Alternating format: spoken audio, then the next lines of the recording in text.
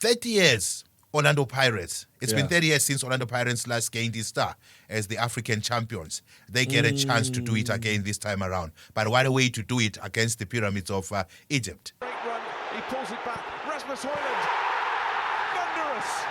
It's an absolute net buster. Now let's quickly take a look at the other game that will be taking place in Egypt. It's going to start at 8 o'clock, still on Friday. It's going to be a big day on the African continent. There is another one that we have on our hands. It's a potential decider. 30 years, Orlando Pirates. It's been 30 years since Orlando Pirates last gained his star as the African champions. They get a chance to do it again this time around. But what a way to do it against the pyramids of Egypt. Well, Mr. A, they're not there yet. They still have to go play the final. But when it comes to Orlando Pirates, I just want to open by saying this. Yeah. How many of us thought that Pirates would make it this far? Secondly, the only person that I remember is Utisha with Diski. Yeah. Secondly, how many of us spoke ill about Orlando Pirates and the CAF? I remember when they were playing the MTN 8 at the start of the season. They went to go play a team from, I think it was Mauritius or Mauritania, but somewhere in the islands, either Madagascar or Mauritius. Yeah. And I remember that game was being televised and they played on this green artificial turf. Yeah. And they went there and they drew. Yeah. And they came back and then I was like, see, this is the thing about Orlando Pirates. Yeah. I remember because they had a game against Iskukune. Somewhere in between. After Iskukune, they got the coach from Germany and then let him go. The Pirates we saw there gave us glimpses of the Pirates we see now. Pirates has been a team, when you look at them in the first leg of any of the games they've played recently. Yeah. Pirates are approaching this tournament with a lot of respect. Yeah. And they don't do more than they have to do, but they don't do less than they need to. They just get the results. From a footballing perspective, you're looking at a team that had a star in 2016?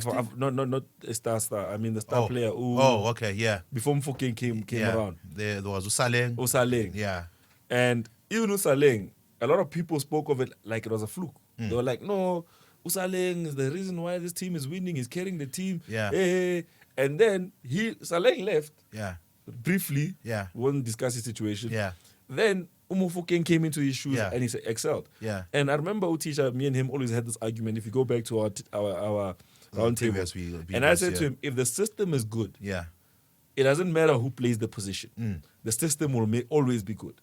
And we're looking at it in world football at the moment that, I mean, the success of Pep Guardiola has been the system. Yeah. Carlo Ancelotti has been the system. The system. You look at Jose Riviero now, the system. The system, yeah. Regardless of who's going to play, the system is good.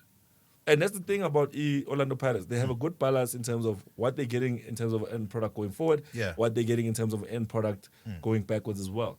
So before I speak on pyramids, I just wanted to make that clear to remind everyone that the Pirates we spoke about at the start of the season, that no, they're not used to the CAF Champions League. Yeah. No, they're not used to playing but 3 games a week. They're not used to. Now we're at the end of the season. Yeah. And you're talking about just a team 2 games away from playing the final. Second in the table. Yeah. 1 game away from playing the final. Yeah. So we need to take that into account. On Pyramid's side, we said they're bad travelers. That was what we said last week. Yeah. They're bad travelers. Don't expect the result out of them this week. Yeah. But at the same time, what made them who they are in this season's CAF Champions League has been how they've performed at home. Yeah. They've been able to get the important results. They've been able to get the points. They've been able to score the goals at home. Yeah. Yeah. And not concede goals. So you're looking at two sides that I think this is a much bigger match than the first leg in Soweto. Yeah. Because we look at bad travelers and we're looking at a solid team. Now we're looking at a home team that's solid in pyramids. Yeah. And we're looking at travelers that are going to try and get a win out of going away in Africa. Yeah. Talking about the first leg that took place in Soweto, that was a scary one because I know there's also 2 games that had to be ruled out because of VAR. I think this time around VAR did a lot. I think it was working, or the referees were working overtime there. But it did show intent from the period side, and potentially they might win this one. They might take it, looking at the fact that they'll be playing at home. Well, I mean, you're looking at, from a Pirates perspective, a team that's not used to playing with VAR on the pitch. Yeah. Because domestically, you have to say they don't have it. Yeah. So now, obviously, that's frustrating, having to add this element of the game to your game. Yeah. Because now, all of a sudden, your fast players who gets in behind and scores goals now is getting redundant. You understand? So you have to figure it out from that perspective to say, how do we then cater for the VAR element of our strategy? Do we still play on the break? Do we still play the ball over the defenders? Do we still play the ball through the defenders?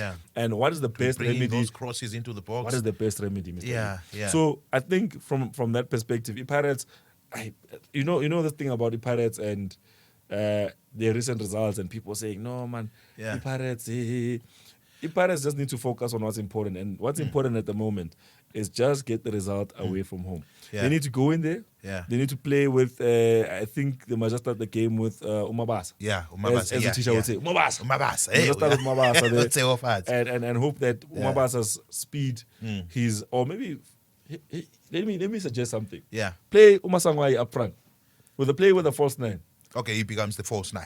Play with the false 9. Yeah, he's capable of playing that. Capable. I think I've seen him many a times whereby he's in the box and playing as a false 9. Play him as a false 9. I think they'll be able to get the positive result from that. People don't give Upet credit for the way he reads the game. I didn't also. I won't even lie. I've sat here and said, he can read the game. He can read the game, One thing I like about him is that he's able to read other teams and how they build up. They build up, And I think in this kind of game where they need to get the result, Pyramids is a team that's on a low block, but at home they'll obviously come out and play a little bit more in front of their fans. They will always have someone protecting the defenders. So that defensive midfielder they'll always have just to make sure the defenders are well, are doing well. The problem with Pyramids also is that number 9, the number 9 for Pyramids, the young boy from Young Africans. What's his name? Mihle. Mihle, you did something to CBC. I'll never forget that.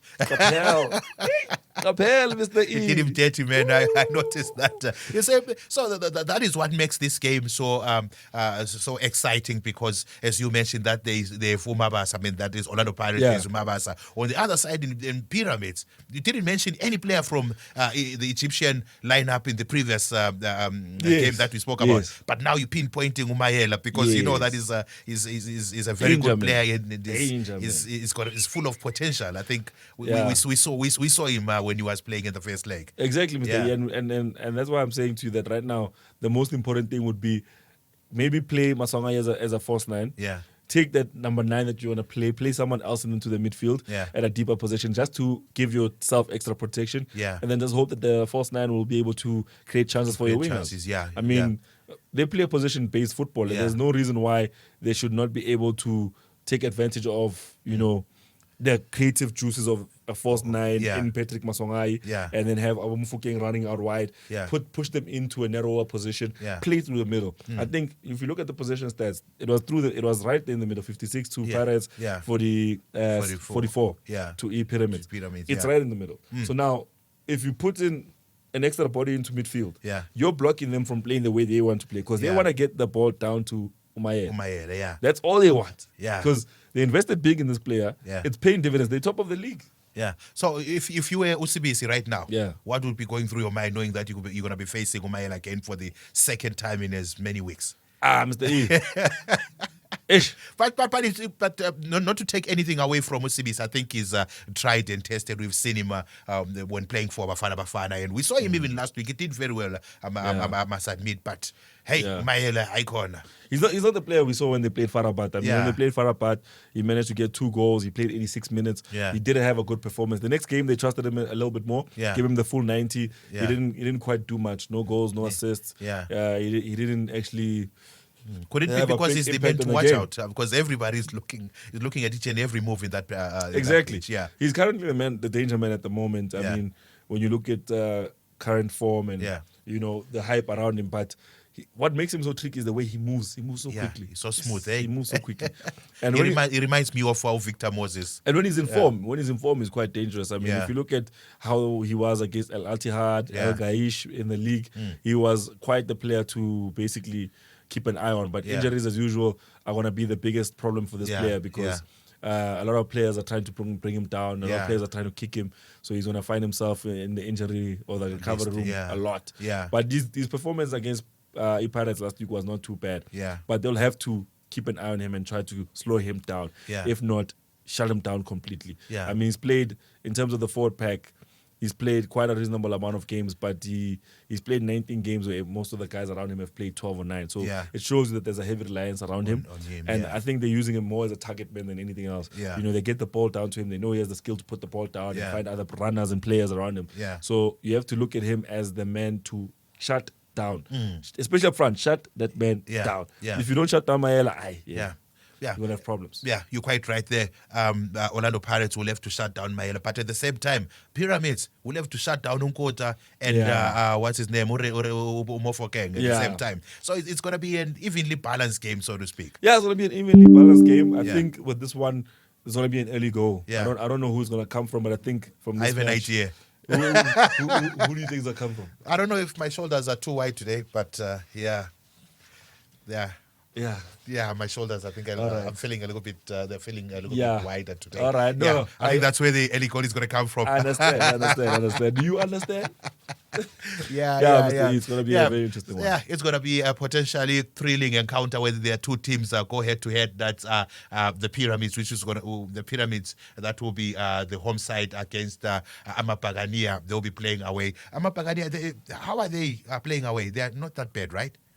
So they can pull this off. Yeah, no, I think they can pull it off when you look at their away record, but I think you have to also consider the fact that they've had enough rest. They haven't had any interruptions from the PSL. Yeah. Like I said previously, not so long ago, that one of the things I used to worry about the PSL was that many times I felt like the PSL was being prioritized over the CAF Champions League in terms of fixtures. But now both these teams were given a rest over the weekend so that they can play because of the fixture clash. Yeah. And now this week they've been given space to prepare for the game as well. Yeah. Well, fantastic. And I think the PSL has done very well there. Now let's get into the thick of things now. I just want a quick prediction on the game between Orlando Pirates, rather the Pyramids and Orlando Pirates, and potentially who are going to play in the final after your prediction. I think this one goes to extra time. Yeah. I don't know what the score will be, but I think it goes to extra time. Okay. And I think from there, it will be figured out by either opportunist goal. But you're or aware penalties. that if it's 1-1, it don't go into extra time as well. Yeah. But I don't think anyone's going to find the back of the net in this game.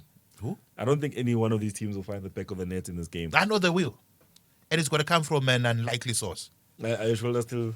Yeah, my shoulders are still itching. I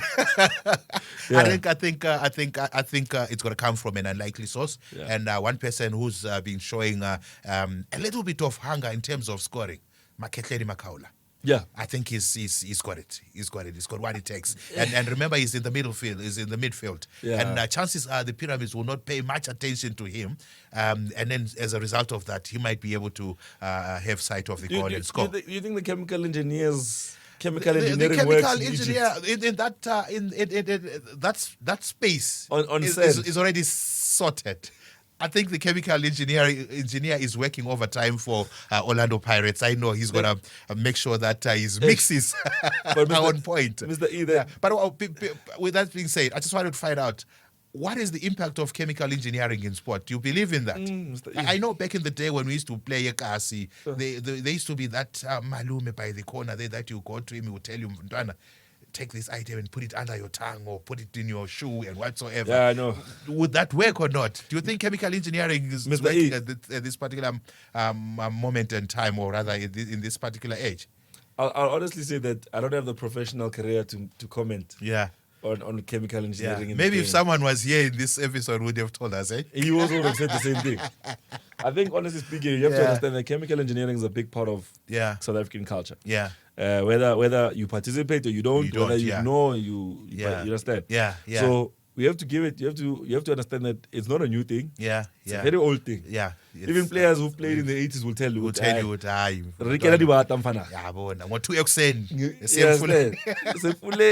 You have to win immense state. Yeah. But Mr. E, I mean,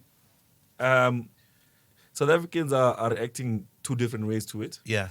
Because some are saying, some are saying, anything to win. Yeah. But you don't even know why they're doing it or what they're doing. Yeah. But we make our own assumptions. Yeah, but it works when you don't know what it's supposed to do. Yeah. I mean, what if it's just fertilizer for the grass? Yeah, exactly. But then you have to explain to me why fertilizer has been thrown in the tunnel. Into the tunnel. So, what are your thoughts on the conversation of Umuti in the You're not even sports? sure if it's Umuti. Are you sure that it's what you're saying it is? That's why I'm saying, a chemical umuthi. But are you sure?